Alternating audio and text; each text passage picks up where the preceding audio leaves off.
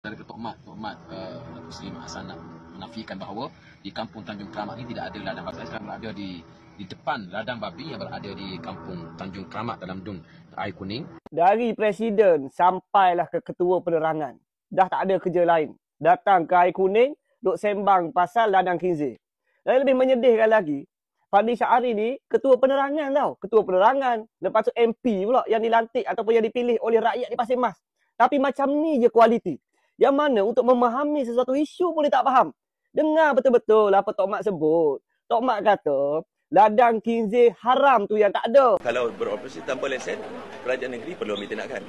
Tapi saudara kata tadi, dia beroperasi secara berlesen dan mengikut segala prosedur. Saya tak yakin bahawa ini akan menjadi masalah kepada orang tempatan. Tok Mat tak pernah nafikan ada ladang khinzir di situ. Seperti mana Razman Zakaria dulu tak pernah menafikan ada ladang khinzir yang berdaftar dan berlesen. Jadi mungkinlah nanti kita tengok pihak negeri lah. Sebab kita sebagai kerajaan ni kita kena tengok semua pihak. Macam tak ada kerja lain, macam tak ada isu lain buat-buat ni. Jauh-jauh datang daripada Pasir Mas, daripada Kelantan. Datang bukan nak jumpa dengan rakyat. Bukan nak selesaikan masalah rakyat ataupun nak janjikan masalah rakyat di Air Kuning tu akan selesai. Sebaliknya, jadi wartawan. Tukang tunjuk ladang khinzir dekat situ. Macam manalah boleh jadi Ketua Penerangan. Sedangkan diri sendiri pun payah nak faham apa yang orang lain sebut.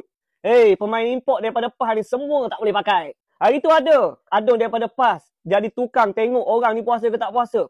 Ni ada pula MP daripada PAS tukang cari mana ladang khinzir. Teruk betul. Dan aku yakin dan percaya rakyat di Dun Air Kuning memang boleh faham dah permainan daripada PAS. Dan aku yakin rakyat di sana tidak akan termakan dengan naratif yang PAS bawa.